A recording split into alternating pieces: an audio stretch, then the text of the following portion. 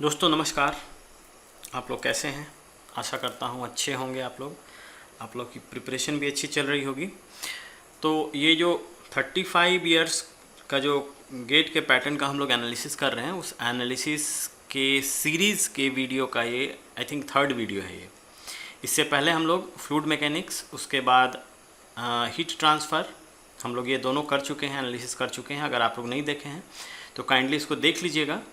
एक हम प्लेलिस्ट बना के उसमें सारी वीडियो को रख देंगे।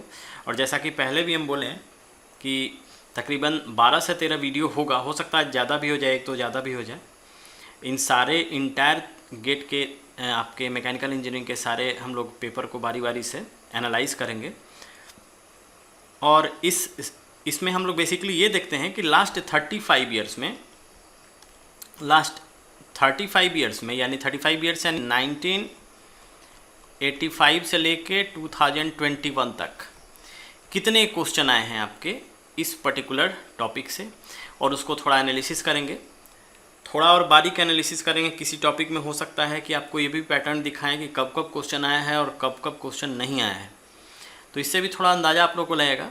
और जब ये सीरीज कंप्लीट हो जाएगा तो कोशिश करेंगे आपको एक टेंटेटिव रफ आइडिया आप लोग को दें, ताकि आप लोग अंदाज़ा लगा पाएँ कि हाँ इस तरीके का ट्रेंड है तो नेक्स्ट ईयर आने की पॉसिबिलिटी उस पर्टिकुलर टॉपिक से कितनी होगी। ठीक है, अगेन ये बोलते हैं ये गेस होगा बेसिकली, ऐसा नहीं है कि वहाँ से जितना हम लोग ये करेंगे आएंगे आ जाएगा, लेकिन ट्रेंड है। जैसा कि हम लोग इंजीनियरिंग में पढ़ते हैं, एक प्रेडिक्शन हम लोग आसानी से मतलब लगा सकते हैं, आसानी से तो नहीं कहेंगे लेकिन लगाया जा सकता है प्रेडिक्शन। लेकिन फिर से वही बात, मेहनत का कोई सब्स्टिट्यूट नहीं होता है, ये सिर्फ एक एड ऑन है जो कि आपके कड़ी मेहनत जो आप लोग कर रहे हैं उसमें एक थोड़ा सा मील का पत्थर साबित होगा, एक एडिशन कैटलिस्ट की तरह काम करेगा। तो चलिए हम लोग स्टार्ट करते हैं। तो ये जो थर्मोडायनेमिक्स का जो टॉपिक है वो उससे ये उसका जो गेट का सिलेबस है, ये आप लोग जो देख पा रहे हैं, ये गेट का सिलेबस है, दिया हुआ है। अगेन हम 2021 में ये वीडियो को रिकॉर्ड कर रहे हैं, तो इस ईयर में यही आपका गेट का सिलेबस है जो कि दिया हुआ है। तो तकरीबन आप लोग देख रहे हैं 6-7 पॉइंट है इसमें। ये जो बुक का जो तस्वीर देख रहे हैं, एक्चुअली हम प्रीफर यही बुक करते हैं आप लोग को, और आप लोग से बोलेंगे कि ये सेंजल एंड बॉल की ही बुक से आप लोग पढ़िए, चूँकि इसका कंसेप्ट बहुत ही तगड़ा होता है। तो लास्ट 2 वीडियो में हम दिखाएं भी हैं कंटेंट की मदद से कि कौन कौन सा टॉपिक आप लोग पढ़ सकते हैं, लेकिन आज शायद इसका कंटेंट हम नहीं ले पाए हैं। किसी और वीडियो में इसके बारे में थोड़ा डिटेल से हम बताएंगे। लेकिन ये बुक आप पढ़िए। टॉपिक हम किसी दूसरे वीडियो को बना देंगे जिसमें आप लोग को बता कि हाँ ये थर्मोडायनेमिक्स है, ये टॉपिक आप यानी इस चैप्टर से सिर्फ इतना ही आपको पढ़ना है, वो भी आपको हम जानकारी दे देंगे। तो चलिए, गेट में आपको ये पर्टिकुलर टॉपिक 7 पॉइंट आपको मेंशन किया हुआ है, और ये बुक जो आपको बताए हैं इसी से आप लोग पढ़िएगा। पढ़ना कैसे है, तो जो भी टॉपिक है जो यहाँ मेंशन किया हुआ है उस टॉपिक को इसके कंटेंट्स में ढूंढिएगा। पूरी तरह से पढ़ने की ज़रूरत नहीं है, लेकिन जो भी सॉल्व दिया हुआ है, सॉल्यूशन जो दिया हुआ है, जिस क्वेश्चन को सॉल्व किया हुआ है एग्जाम्पल के तौर पे, उसको आपको अच्छी तरीके से देखना है। और फाइनली जो प्रैक्टिस क्वेश्चन देता है उससे आपको बचना है, वो करना ही नहीं है। बेसिकली अगर मान लीजिए एक चैप्टर, अगर फर्स्ट चैप्टर या सेकंड चैप्टर देखिएगा तो मुश्किल से 4 से 5 या 6 क्वेश्चन सॉल्व किया हुआ रहता है, बस उस 6 क्वेश्चन को देखना है। तरीका ये है, देखिए एक टेक्निक से पढ़िएगा तो काफ़ी मदद मिलेगा आपको। पढ़ना कैसे है, तो सिर्फ क्वेश्चन को पहले पढ़िए, एक बार समझने की कोशिश कीजिए, और आपको क्या लगता है उसका गिवन पार्ट, उस क्वेश्चन से आप गिवन पार्ट लिखिए। ठीक है, और उस गिवन पार्ट को लिख के थोड़ा सोचिए, दिमाग लगाइए, आप थोड़ा सोचिए कि क्या हो सकता है उसका जवाब। ठीक है, और वो लिखने की कोशिश कीजिए, और इमीडिएटली, ज़्यादा नहीं, फिर उसके सॉल्यूशन को देखिए वो कैसे सॉल्व कर रहा है, क्या एजम्पशंस ले रहा है। और जब फाइनल कंक्लूजन पे पहुंचिए तो जो आपको लगता है कि नहीं जान रहे उसको आप काइंडली नोट कर लीजिए। देखिए ये एक तरीका होता है जब आप प्रिपरेशन करते हैं, इसको स्मार्ट प्रिपरेशन हम लोग बोलते हैं। रेगुलर प्रिपरेशन में क्या होता है जी, रेगुलर प्रिपरेशन में यही होगा कि आप सवाल बनाए जा रहे हैं, आपको पता ही नहीं कि उस पर्टिकुलर टॉपिक से किस तरह के प्रॉब्लम आते हैं, और सारे के सारे प्रॉब्लम को आप बनाए जा रहे हैं, एग्जाम्पल वाला भी और प्रैक्टिस के लिए भी। इतना नहीं करना है। देखिए आपको लगता है क्या कि इतनी पॉसिबिलिटी है एक चैप्टर में, सपोज़ कीजिए अगर प्रैक्टिस में जाइएगा तो 10 से 15 क्वेश्चन होगा, एग्जाम्पल में कम से कम 5 से 7 क्वेश्चन होगा। 15 करके। अब थर्मोडायनेमिक्स में ही अगर आप बनाने जाइएगा तो तकरीबन हमको लगता है 100-125 करीब में क्वेश्चन आपको मिल जाएगा। ये दोनों इतना संभव है ही नहीं। और 13 टॉपिक से आपका, तो 13 इंटू आप कर लीजिए ना 150, आपको अंदाज़ा लग जाएगा कितना क्वेश्चन आपको सॉल्व करना पड़ेगा। लगभग 1500-1600 के करीब में आपको क्वेश्चन सॉल्व करना पड़ेगा।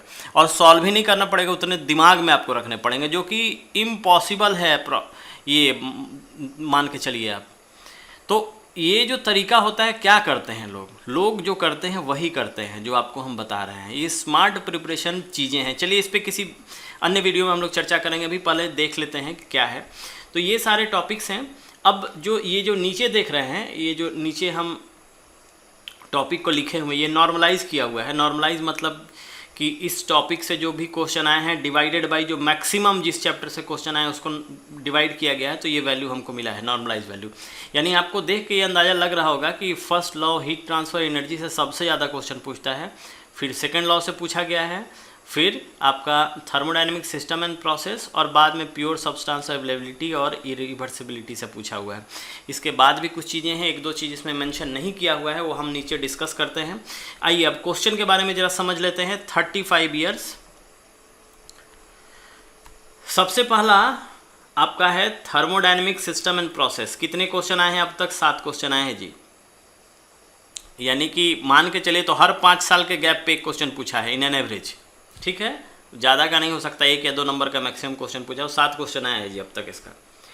Properties of pure substance major है। अब इसमें बताएंगे क्या चीज़ पूछता है, पहले ही समझ लीजिए मेजर टॉपिक क्या है। 29 क्वेश्चन पूछा है जी 35 साल में। अप्रॉक्सीमेटली मान के चलिए लगभग 1 क्वेश्चन हर साल। 0th first law of thermodynamics, calculation for works and heat and various process. देखिए जिसको बोल्ड किया हुआ है उससे ज़्यादा क्वेश्चन पूछा गया, 46 क्वेश्चन पूछा है जी, ज़्यादा है। Second law of thermodynamics, Carnot cycle in enthalpy, और भी ज़्यादा है, इससे 55 क्वेश्चन। थर्मोडायनेमिक प्रॉपर्टी, अवेलेबिलिटी इन इरिवर्सिबिलिटी 8 क्वेश्चन पूछा है, और थर्मोडायनेमिक रिलेशन से 3 क्वेश्चन ना के बराबर पूछा गया है। इसमें आपको बताएंगे बेसिकली क्या पूछा है तीनों क्वेश्चन। चलिए तो पहले से एनालिसिस करते हैं। थर्मोडायनेमिक सिस्टम एंड प्रोसेस, कोई सेट रूल नहीं है जी, इसका कोई सेट रूल नहीं है। कहाँ से पूछा हुआ है? जनरल प्रॉब्लम है, जो पढ़ के जाइएगा आसानी से आप लोग कर दीजिएगा, ज़्यादा उसके चक्कर में मत रहिएगा। ठीक है, कुछ सेट इसका रूल नहीं है, जनरल। ठीक है, अच्छा आगे बढ़ते हैं। दूसरा है आपका ये properties of pure substance. So properties of pure substance है जनरली ड्राइनेस फ्रैक्शन, यानी एक्स वाले से एक्स का वैल्यू निकालने के लिए कहेगा। उसके बाद हो सकता है एच का वैल्यू पूछे, एच इज इक्वल्स टू क्या होता है G, H F plus X, H F G. इसी तरीके से आपका इंथैल्पी हो गया, इंट्रॉपी पूछ दे, एस इज इक्वल्स टू जो रिलेशन, तो एक्स से रिलेटेड आपको पूछ देगा। फिर पूछ देगा मास फ्रैक्शन कितना है इसमें, वगैरह वगैरह। बेसिकली इससे सबसे ज़्यादा पूछा हुआ है। ठीक है, सबसे ज़्यादा कहने का मतलब ऐसा नहीं है कि सिर्फ इसी से पूछा है जी, बाकी चीज़ से नहीं पूछा है, लेकिन ये एक अंदाज़ा आइडिया दे रहे हैं कि हो सकता है 60% 70% क्वेश्चन एक्स से रिलेट करके पूछा गया है इसमें आपका प्रॉपर्टीज ऑफ प्योर सब्सटेंस है। कुछ चार्ट वगैरह भी दिया है, वो उसको देख लीजिएगा, पी बाई वी और पी बाई टी का रिलेशन जो है उससे भी इससे क्वेश्चन आते हैं, लेकिन इसको छोड़ना ही नहीं है, ध्यान रखिएगा, इससे मेजॉरिटी क्वेश्चन आपको पूछा गया है इसमें। ठीक है, अब आते हैं हम लोग first law of thermodynamics and work heat वगैरह जो भी है इससे। देखिए इसमें थोड़ा सा मेजर कैटेगराइजेशन थोड़ा सा कर देते हैं जी हम लोग। इसमें क्या क्या है, तो सबसे पहला तो SFE जो आप लोग जानते हैं क्या होता है जी, दिमाग लगाइए, steady flow energy equation. Okay, जितने भी डिवाइसेस हैं उसके द्वारा स्टेडी फ्लो हो रहा है, उस एनर्जी इक्वेशन को लिखिए। एनर्जी इक्वेशन से रिलेट करके कभी इंथैल्पी पूछ देगा, कभी उसका वॉल्यूम पूछेगा, कभी आपका प्रेशर पूछ देता है कितना आता है, वगैरह वगैरह बहुत सारे। इस रिलेटेड SFE से रिलेटेड प्रॉब्लम को सॉल्व कीजिएगा, न्यूमेरिकल अच्छे से मास्टर हो जाइए इसमें। आपको मेजोरिटी मोर देन 60% 70% क्वेश्चन यहीं का है जी, एकदम मास्टर हो जाइए इसमें अच्छी तरीके से आप। ठीक है, उसके बाद equation of state PV is equals to MRT, इससे भी क्वेश्चन पूछा हुआ है। हो सकता है इस दोनों का कहीं रिलेशन बैठा दे, यहाँ से वॉल्यूम निकाल के फिर कहे कि भाई बताइए कितना प्रेशर या टेम्परेचर कितना हो रहा है, तो इससे भी आप इसको भी थोड़ा सा देख लीजिएगा, 2-4 क्वेश्चन इस पर भी सॉल्व कर लीजिएगा। अच्छा, उसके बाद different type of thermodynamic process जो होता है आपका, कौन कौन, आइसोबारिक, आइसोकोरिक, आइसोथर्मल। अब इसमें से क्या पूछता है, इसमें जनरली वर्क डन पूछ देगा कि बताइए आइसोबारिक प्रोसेस में, आइसोथर्मल प्रोसेस में, फिर एक पॉलीट्रॉपिक प्रोसेस होता है। तो इन सब में आपको पूछ देता है कि वर्क डन बताइए कितना होगा। कभी कभी टेम्परेचर प्रेशर का भी कुछ रिलेशन पूछता है, लेकिन वो नॉमिनल पूछता है, जनरली आपका वर्क डन से क्वेश्चन पूछता है इसमें। तो सबसे इम्पॉर्टेंट ये वाला, ठीक है। उसके बाद जो सेकंड इम्पॉर्टेंट है ये different thermodynamic process, okay, different TD process, ये आपको देखना है, छोड़ना नहीं है, ध्यान रखिएगा। तो ये 3 टॉपिक बहुत ही इंपॉर्टेंट है, ये आपका फर्स्ट लॉ ऑफ थर्मोडायनेमिक्स और वर्क और हीट वाले पोर्शन से। अच्छा, अब आते हैं हम लोग जरा सेकंड वाले से, ठीक है। इससे क्या क्या पूछता है, तो second law of thermodynamics, Carnot cycle और इंथैल्पी। इसमें तो सबसे पहला जो है सीओपी से पूछता है जी, कोफिशिएंट ऑफ परफॉर्मेंस निकाल दीजिए अलग अलग कंडीशंस में। इस पर खूब न्यूमेरिकल पूछता है, न्यूमेरिकल, इसमें न्यूमेरिकल अच्छे से प्रैक्टिस कर लीजिएगा।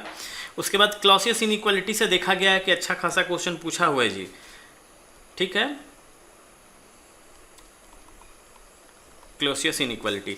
और इसमें से बेसिकली 2 प्रोसेस से ज़्यादा पूछता है आपका, रिवर्सिबल और इरिवर्सिबल। वो इक्वेशन दे देगा, इक्वेशन देकर पूछेगा रिवर्सिबल का क्या इक्वेशन होगा, इरिवर्सिबल का क्या इक्वेशन होगा, फिर पूछ देगा कि इसका वैल्यू निकाल दीजिए, वही।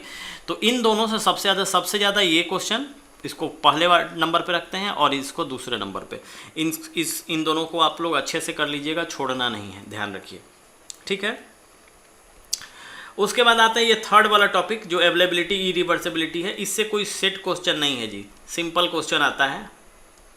सिंपल क्वेश्चन मतलब कुछ सेट रूल रेगुलेशन नहीं है आपका, जनरल थोड़ा सा आइडिया ले लीजिएगा, ज़्यादा माथापच्ची करने की इसमें ज़रूरत नहीं है, 2 4 5 क्वेश्चन कर लीजिएगा, दैट्स ऑल। और नहीं तो कम से कम हमको लगता है कि इससे करीब 8 क्वेश्चन पूछा है, 7-8 क्वेश्चन, तो 3-4 क्वेश्चन तो सिर्फ थ्योरेटिकल वाला है और बाकी 1-2 न्यूमेरिकल का है। डायरेक्टली इसको सॉल्व ही कर लीजिएगा, आप किताब से देखने की ज़रूरत नहीं है, इसके गेट के क्वेश्चन को डायरेक्ट सॉल्व कर लीजिएगा, आइडिया आपको लग जाएगा क्या है। थर्मोडायनेमिक रिलेशन, इसको भी ज़्यादा उलझने की ज़रूरत नहीं है आपको, इसको उलझने की नहीं ज़रूरत है, क्योंकि अभी लेटेस्ट ट्रेंड में हमको देखने को मिल रहा है। 2019 में लगभग 2 नंबर का क्वेश्चन पूछा था, 2020 में एक नंबर का क्वेश्चन पूछा और 21 में फिर 2 नंबर का क्वेश्चन पूछा है जी, बस यही। इससे पहले बहुत पहले क्वेश्चन पूछा हुआ है और यही 3 तरह का तीनों क्वेश्चन क्या है भाई, तो इससे आपका दे दिया है जूल थॉमसन में वो कर्व पूछ दिया है कि पॉजिटिव होता है निगेटिव होता है, क्या है एक इससे जो पूछा हुआ है वो एक रिलेशन दे दिया है कि du is equals to TdS plus tau into DL, ऐसा कुछ रिलेशन दे दिया है। उसमें पूछा है कि इसका du का वैल्यू क्या होगा, du/dl का क्या वैल्यू होगा। इससे एक मतलब इक्वेशन बेस्ड क्वेश्चन पूछा है। और ये यहाँ पे एक मैक्सवेल का एक रिलेशन दे दिया था, पूछा था कि बताइए TdS का, कुछ ध्यान नहीं आ रहा है, देख लीजिएगा आप लोग, मैक्सवेल का एक रिलेशन यहाँ से पूछ दिया था आपका। तो मेरे कहने का मतलब इसमें ज़्यादा टाइम वेस्ट करने की आपको ज़रूरत नहीं है, पॉसिबिलिटी है, हो सकता है आ जाए, लेकिन उतना दिमाग खपाने की इसमें ज़रूरत नहीं है आपको। जितना दिमाग यहाँ खपाइएगा, अगर ये सब में खपा दीजिएगा दिमाग इन 3 में, तो आपको काफ़ी अच्छा रिस्पॉन्स यहाँ से मिल सकता है। और ये लास्ट वाले में संभावना है, हो भी सकता है आ भी जाए, हो सकता है ना भी आए। और अगर ज़्यादा इसमें दिमाग लगाइएगा तो हो सकता है ऐसा क्वेश्चन आ जाए जो आप कर भी ना पाएँ, क्योंकि मैक्सवेल वगैरह रिलेशन से कुछ जाके उलझा के अगर क्वेश्चन पूछ दिया तो फिर बनने से रहा। ये जो क्वेश्चन पूछा था 2021 में, इतना साधारण क्वेश्चन नहीं था, समझने और ट्रिकी था थोड़ा सा, तो इसलिए इसमें टाइम वेस्ट करने की ज़्यादा आप लोग को ज़रूरत नहीं है। तो ये था जो जनरल इस पे जो हम लोग एनालिसिस किए, ये ट्रेंड वाइज ऐसा था। आप लोग को फिर से बोल देते हैं, मेजर ये 3 पोर्शन में आप लोग अपना समय दीजिएगा थर्मोडायनेमिक्स में, और इस बुक को रेफ़र कीजिएगा। और नेक्स्ट आने वाले वीडियो में कोशिश करेंगे इससे हम पार्ट वाइज आपको बता दें कि क्या क्या आपको पढ़ना है। तो आई होप कि आप लोग को ये चीज़ें थोड़ी सी क्लियर हो गई होंगी और इसके बेसिस पर आप लोग प्रिपरेशन कीजिएगा तो आप लोग को काफ़ी सुविधा होगा। तो थैंक यू वेरी मच, धन्यवाद। अगर कोई क्वेश्चन हो तो डेफिनेटली पूछिएगा, कमेंट सेक्शन में जाके पूछ सकते हैं, या फिर डिस्क्रिप्शन में एक व्हाट्सएप ग्रुप का लिंक दिया हुआ है, वहाँ भी आप लोग पूछ सकते हैं, या आप लोग पूछना चाहें तो किसी तरीके से पूछ सकते हैं। आजकल ये सोशल मीडिया का भी ज़माना है और भी बहुत सारे माध्यम है जिससे आप लोग चाहें तो पहुंच सकते हैं। तो आई होप आप लोग का प्रिपरेशन अच्छे से होगा, और अगर हमारी ज़रूरत पड़ी, हमारी मदद की ज़रूरत पड़ी, तो I will be more than happy to help you all, ठीक है। तो थैंक यू वेरी मच, मिलते हैं अगले वीडियो में।